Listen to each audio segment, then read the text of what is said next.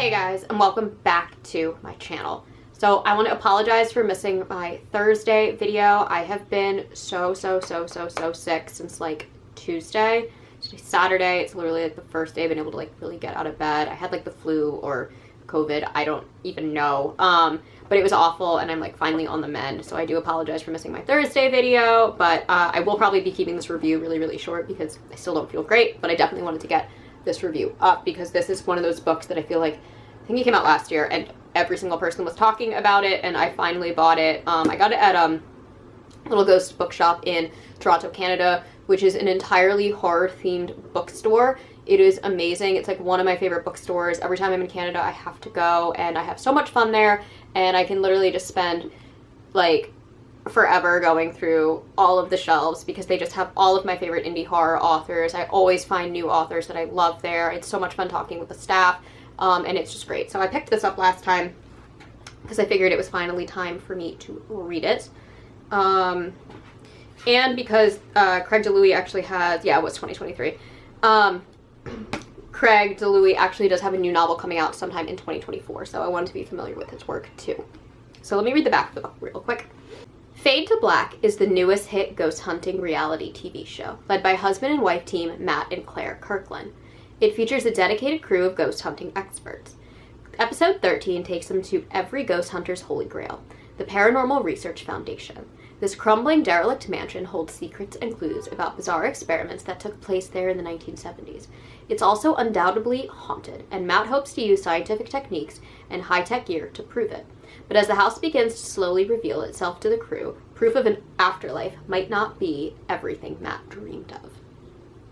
Okay, so this story focuses on 5 main characters: Matt and his wife Claire, their cameraman Jake, their like sound and like tech guy Kevin, who's also an ex-cop, and then like a hired actress named Jessica, and kind of their dynamic in setting up for filming and going to the house and, you know, getting their footage, making their TV show and all of their behind the scenes stuff. And it's done kind of in like a found footage epistle style story, and I really like that. I really like the found footage turned into novel genre. I really loved Devolution. I think it's one of those things that, like, if done well, it really works, and it can make a large and lengthy book. This one's like 450 pages, go by really quickly, and this book for me, for the most part, did go by really quickly, and I found it extremely captivating, and it really allowed me to get into the minds of every single character, primarily because not only do we have how they act on screen, but we also get a lot of their journal entries, which is something that you don't always get with found footage films, but in books works really well. You know, you go back to that kind of like letter writing style of Dracula,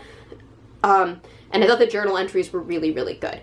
The first half of this book I was obsessed with. I really liked it. I loved Jake. Jake was like my favorite character throughout this whole thing. He was just very realistic, and he brought this kind of I'm just here because it's a job kind of mentality to the entire adventure that the other 4 characters didn't really have. So I really liked him kind of just being the average Joe who was there. Matt was also another very interesting character. He was this very cliche, I love ghosts and I'm going to ham it up for the camera. I'm also a very good guy and I love my wife and I'm going to tell everybody about it. He gave like real husband of Pookie vibes and I was so for it. He was a really also fun and like kind of believable character. And then we get to Jessica and Claire and Kevin. Jessica, I thought, was an interesting add to this story. She definitely felt like something that TV producers would put into a show to try and like balance out viewership and ratings, and she was very hyper aware of that, and I really liked her dialogue with her sister, who was kind of bringing her back down to earth about what she's doing with her career and kind of allowing Jessica to sort of see the decisions she needs to make by pursuing this career in the way that she's doing it. And I thought that allowed for a lot of like nice like family drama and drama that was not necessarily like within our main characters, but was within just the one character herself and like her own self-reflection. Really rounded her out as a nice character. That being said, I feel like she was utilized the least in the second half of the book, and I needed her to be utilized just as much as the other 4 characters for her inclusion in the novel as a whole and her ending to really make sense for me. Kevin, too, I think started off in this weird kind, like, there's a lot of dialogue around police and police brutality in today's media, and Craig DiLouie was definitely trying to make a commentary on that. However, I don't think the build-up to that commentary was executed well, because I felt like the first half of the novel was trying to paint Kevin in a different light, especially since a lot of this book is really dependent on the concept of, like, ghosts are real. And so I was really surprised to kind of see them kind of build Kevin as more of a not cliche stereotypical character and then allow him to immediately become that stereotype. I felt like it would have worked much better if it had kind of been building up that whole time instead of just kind of dropping the anvil on the coyote's head. Because it just, to me, it felt very, very jarring, that switch, and I felt like his whole demeanor changed almost immediately in the, let's say, before the tunnel and after the tunnel is discovered.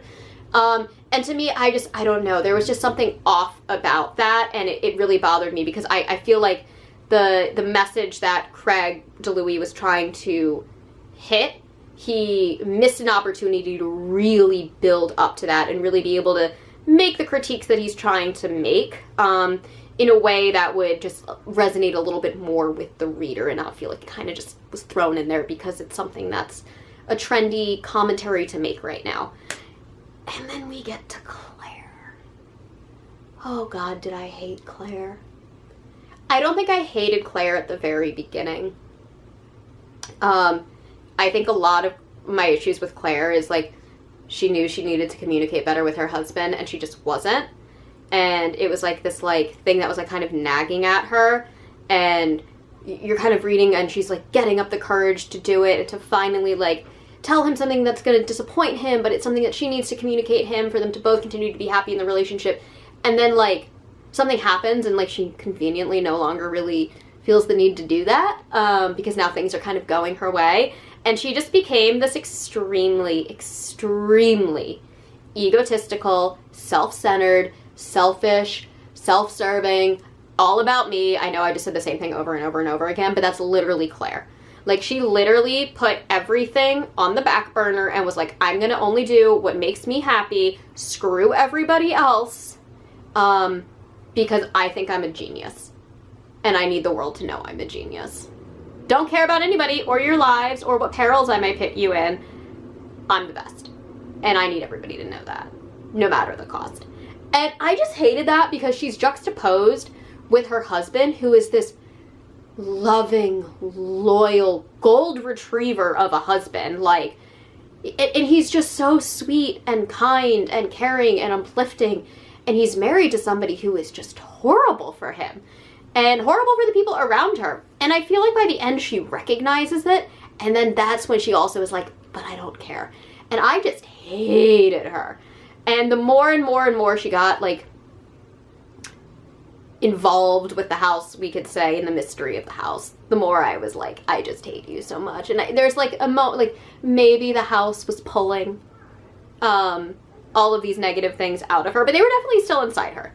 And then one of the things that I was a little bummed out with this book is I wanted it to be found footage in a haunted house.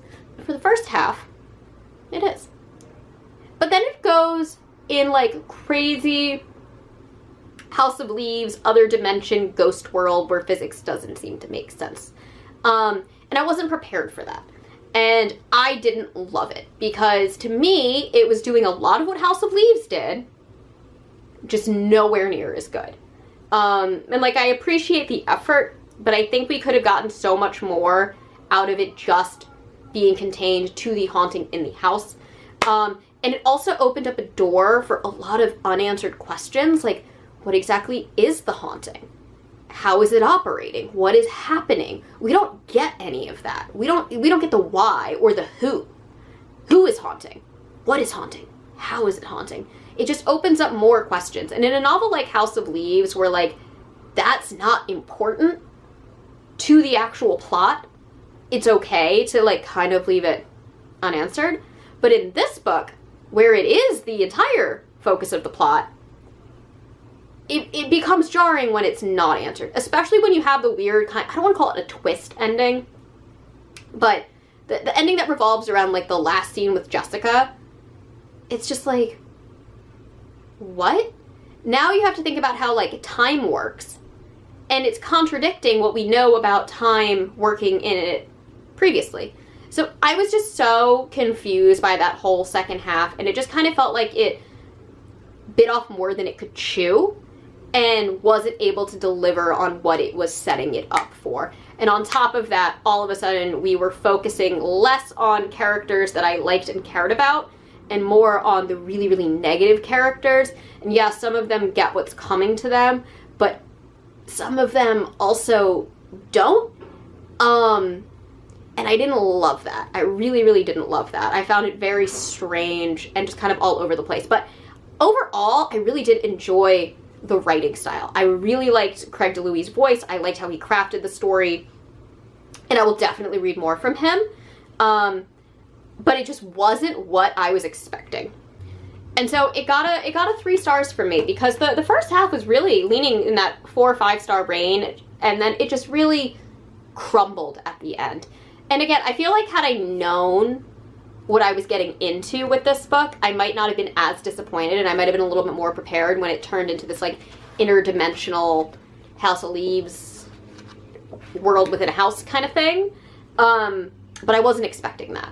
And for this book having such high praise and so much love from so many like reviewers that I really enjoy and tend to usually agree with, I was really stunned by how much I didn't like the second half of this book. But I was able to breeze through this book. I read this book in like 3 or 4 days because I found the pacing really well done, the writing very captivating. I just didn't love the story overall or the conclusions for many of the characters. They just didn't work for me. It wasn't satisfying. I had more questions than answers by the end of it. And had it just stayed within the house and within this world and kind of given us more concrete answers, I feel like it could have worked so much better for me. So that is what I have on this. Yeah, wanted to love it, really, really tried to love it, but it just didn't work. And I'm bummed about it because I wanted to enjoy it. But I will definitely read more from this author. I was really impressed with his style of writing and the way he laid out this book. I thought it worked really, really well for the most part to keep me engaged, even though I didn't love where the story went. So that is all that I have for you guys today. As always, I try to post every Monday, Thursday, and sometimes on Saturdays. And if you enjoy these videos, please hit the like and subscribe buttons down below, and I will catch you all in the next one. Mwah.